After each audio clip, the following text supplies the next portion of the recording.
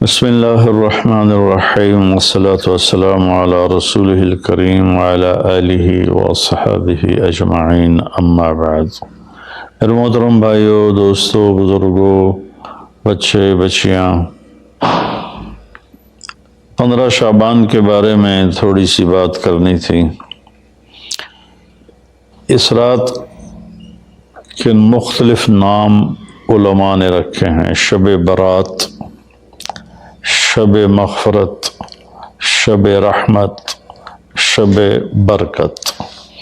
حدیث پاک میں اس کا کوئی نام نہیں ہے۔ حدیث پاک میں ہے لیلۃ نصف من شعبان، آدھے شعبان والی رات، یعنی 15 شعبان کی رات۔ اس میں صرف یہ الفاظ ہیں۔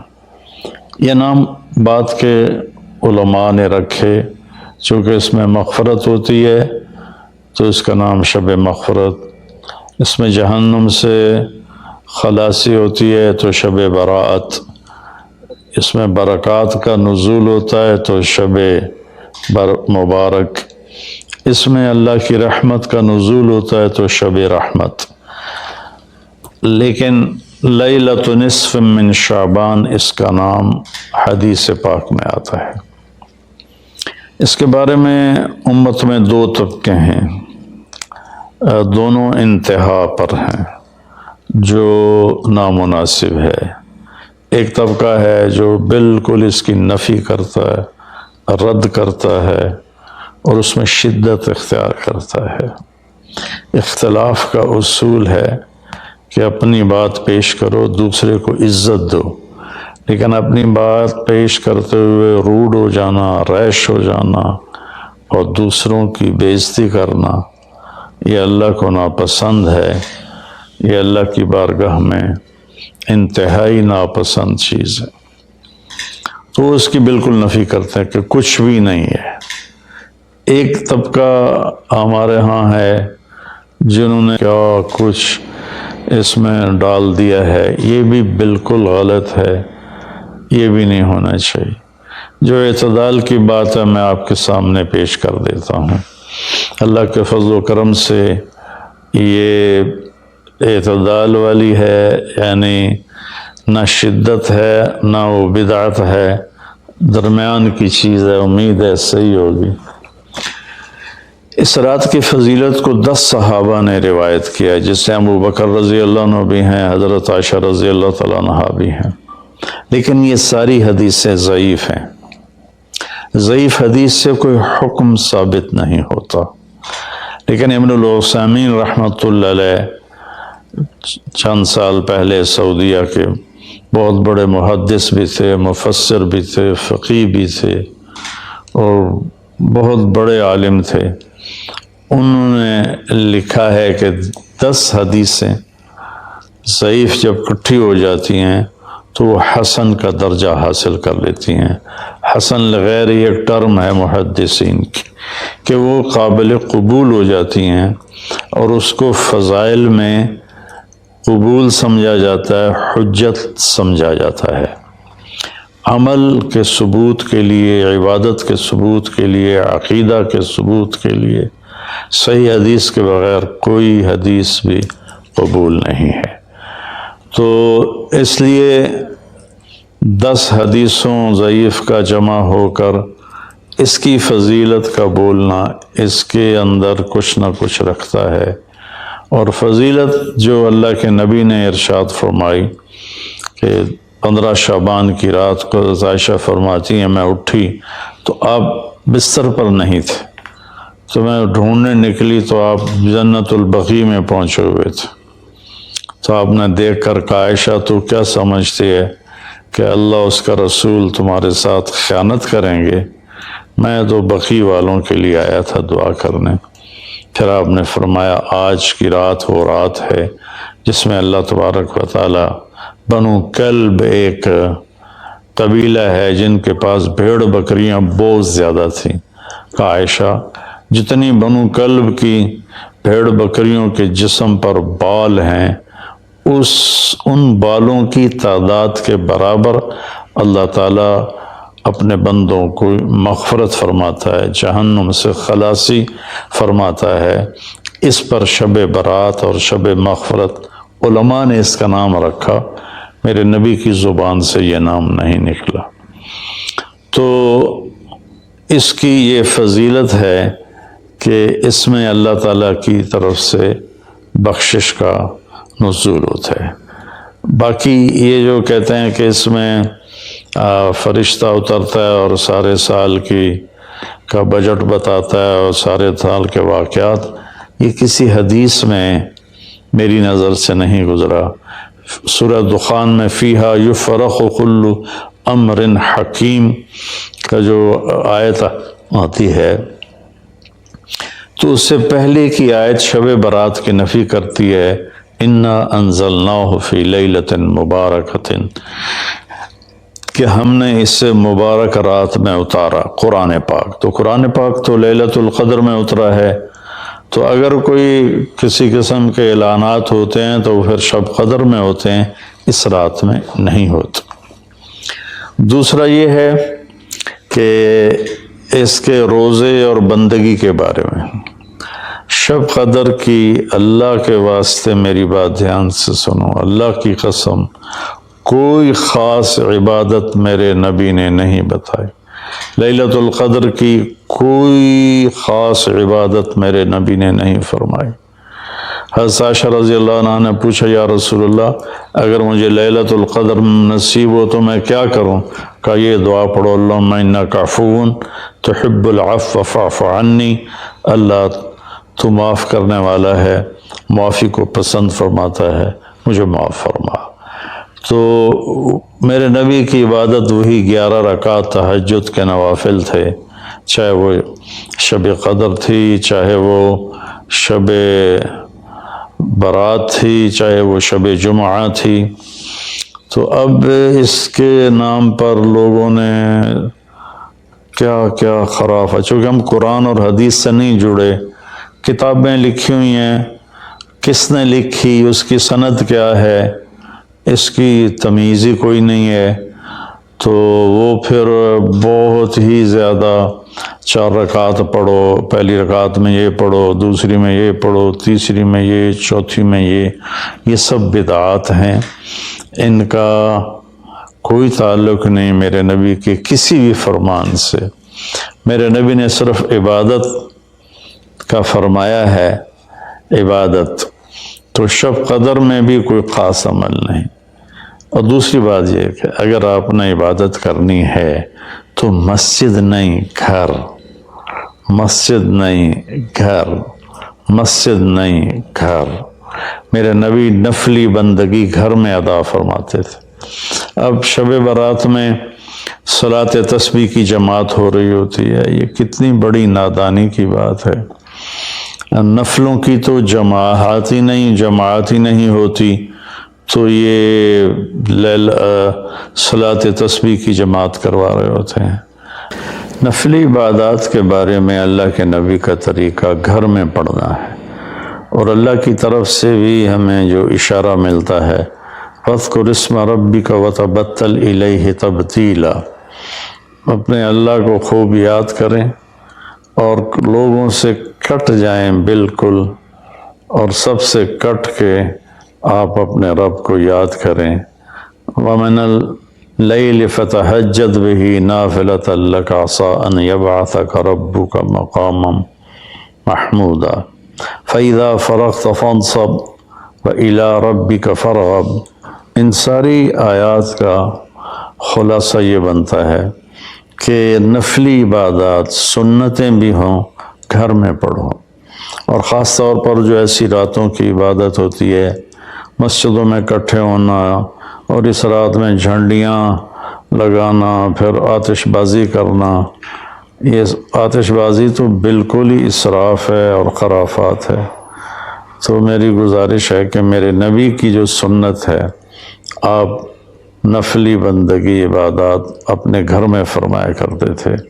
اس رات میں اگر آپ عبادت کرنا چاہتے ہیں، مسجد کی بجائے گھر کو مسجد بنائیں، وَجْعَلُوا بُيُوتَكُمْ قِبْلَةً وَأَقِيمُوا الصَّلَاةَ، اللہ نے بنی اسرائیل سے فرمایا اپنے گھروں کو مسجد بنا لو اور نمازیں قائم کرو، تو ہم بھی اپنے گھروں کو خالی نہ چھوڑیں، اس میں ساری فیملی اکٹھی ہو کے نوافل کا اہتمام کرے۔ مسجد فرائض کے لیے ہے اور نوافل کے لیے گھر ہیں، تو امید ہے میری اس بات پہ آپ اور فرمائیں گے، ناراض نہیں ہوں گے۔ تو میرے بھائی بہنوں، اس رات میں کوئی بندگی عبادت مخصوص نہیں۔ ہاں، آپ تہجد کے نوافل پڑھیں، ساری رات پڑھیں، آپ قرآن کی تلاوت کریں، ساری رات کریں، آپ اللہ کا ذکر فرمائیں، ساری رات فرمائیں، آپ دعا مانگیں چاہے ساری رات مانگیں۔ یہ مخصوص اعمال یہ ہیں: نماز، تلاوت، ذکر اور دعا، اور آنسوؤں کے ساتھ۔ اپنی کھیتی کو پانی نہ لگے تو سوکھ جاتی ہے، ایسے ہی دل میں بھی ایک کھیتی آباد ہے ایمان کی، اسے آنسوؤں کے چند قطرے ہی سمندر کی طرح سیراب کر دیتے ہیں۔ تو آنسوؤں کے ساتھ نہ ہو تو کم از کم رونے والی کیفیت ہو۔ تو یہ تو اتنا سا شب برات ہے۔ روزے کے بارے میں جو ابن ماجہ کی روایت ہے، قوموا لیلہا وصوموا شہرہا، یہ روایت بہت شدید ضعیف ہے، اور علامہ البانی رحمۃ اللہ علیہ نے اس کو موضوع قرار دیا ہے۔ تو اس میں روزہ اس نیت سے رکھنا کہ میرے نبی کی سنت ہے، یہ غلط ہے، اس طرح یہ بدعت بن جائے گا۔ کوئی ویسے نفلی روزہ اس رات میں رکھنا چاہتا ہے مستحب سمجھ کے، نفل سمجھ کے، وہ میرے خیال میں اس میں کوئی قباحت نہیں ہے، لیکن سنت سمجھ کے اگر وہ رکھنا چاہتا ہے تو یہ بات صحیح نہیں ہے، چونکہ روزے والی روایت بالکل قابل اعتبار، قابل حجت نہیں ہے۔ اس میں تمام محدثین کا اتفاق ہے کہ یہ روایت شدید ضعیف ہے، اور شدید ضعیف سے استدلال نہیں ہوتا، اس کو حجت نہیں بنایا جاتا۔ کمزور اس کا ضعف اتنا شدید نہ ہو اور کئی حدیثیں جمع ہو جائیں تو پھر اس میں ایک طاقت آ جاتی ہے۔ تو اپنے آپ کو جوڑو اللہ کے قرآن کے ساتھ، اللہ کے نبی کی حدیث کے ساتھ۔ صحیح حدیث آپ کا ماخذ ہوگا تو آپ کو آسانی ہوگی کرنے میں۔ تو اصل میں عبادات میں اعتدال ہے۔ شاید ہی کوئی رات میرے نبی ساری رات جاگے ہوں، شاید، اور شاید ہی کبھی آپ نے مسلسل، اس میں تو میں پورے یقین سے کہہ سکتا ہوں کہ آپ نے زندگی میں ایک دفعہ بھی عشاء کے وضو سے فجر کی نماز نہیں ادا فرمائی۔ بعد میں ایک رہبانیت کا ٹچ آیا کہ بندگی میں بہت زیادہ زیادتی اور اپنے نفس کشی میں راہبوں جیسی تھوڑی تھوڑی جھلک۔ ایک اللہ والے تھے تو وہ اپنے سر کے بالوں کو رسہ باندھ لیتے تھے اور نفل پڑھتے تھے، تو جب ان کو نیند آتی تھی اور سر جھٹکا لیتا تھا تو اوپر سے رسہ تھا، ان کو زور سے جھٹکا لگتا، درد ہوتا، آنکھ کھل جاتی اور پھر وہ نفل شروع فرما دیتے۔ یہ میرے نبی کا طریقہ بھی نہیں، میرے نبی کو پسند بھی نہیں۔ ایک بزرگ تھے، آنکھوں میں نمک کی سلائی ڈال لیتے تھے کہ میری آنکھوں میں مرچیں لگیں گی، میں نماز پڑھوں۔ پھر کئیوں کے واقعات ہیں، عشاء کے وضو سے فجر کی نماز پڑھی، عشاء کے وضو سے فجر کی نماز پڑھی۔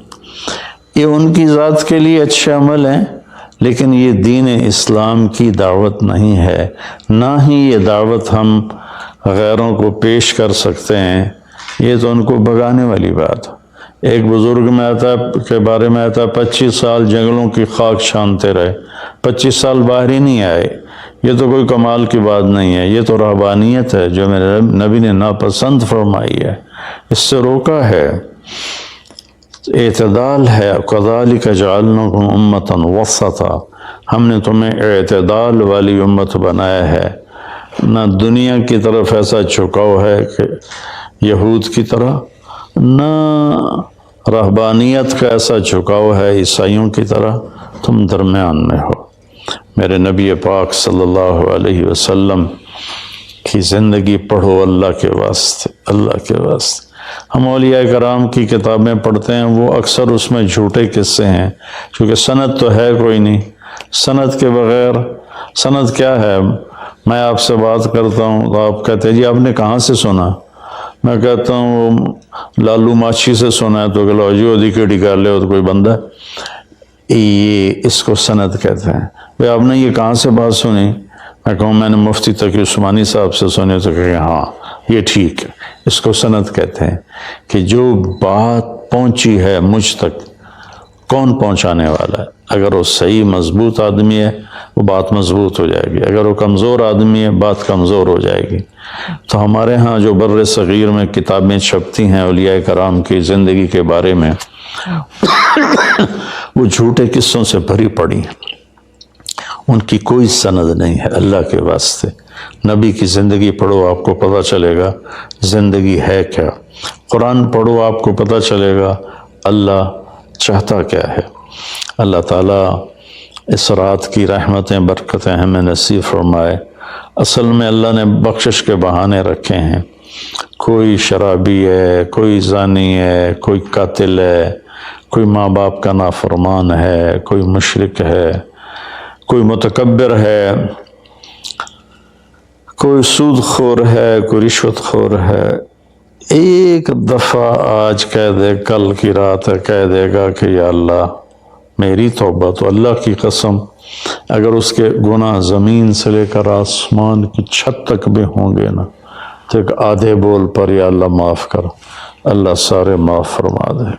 سبحان اللہ۔ آگے جملہ بڑا خوبصورت ہے، وَلَا وَبَالِ، اس میں تکبر ہے، وَلَا وَبَالِ، ہمیں کسی چیز کی کوئی پرواہ نہیں، تو کسی نافرمان کو حقیر نہ جانو، اور کبھی اپنی نیکی پہ تکبر نہ کرو۔ اور ایک جرم اور بھی ہے جو میں کہتے کہتے 30 سال ہو گئے، فرقہ واریت سے توبہ کرو۔ اپنے فرقے پہ جمے رہو، لیکن دوسروں سے نفرت، سلام بھی نہ کرنا، جنازہ بھی نہ پڑھنا، حرم شریف میں جا کر بھی نمازیں نہ پڑھنا۔ اچھا اللہ کے واسطے آج بہت اویئرنیس ہو چکی ہے، تو مہربانی کرو، امت بنو، محبت کرو، ایک دوسرے سے ملو جلو، ہم امت بن کے چلیں۔ اختلاف رائے کے فیصلے آخرت میں ہو جائیں گے۔ قُلْ كُلٌّ يَعْمَلُ عَلَى شَاكِلَتِهِ فَرَبُّكُمْ أَعْلَمُ بِمَنْ هُوَ أَهْدَىٰ سَبِيلًا۔ ایسی اس میں جو دیگیں چڑھائی جاتی ہیں، خیرات کی جاتی ہے، یہ بھی بدعت، سنت سمجھ کے کوئی کرے گا تو بدعت ہے، ویسے فی سبیل اللہ کوئی دیگ کرنا چاہتا ہے تو ٹھیک ہے۔ اللہ تعالی ہمیں عمل کی توفیق بخشے۔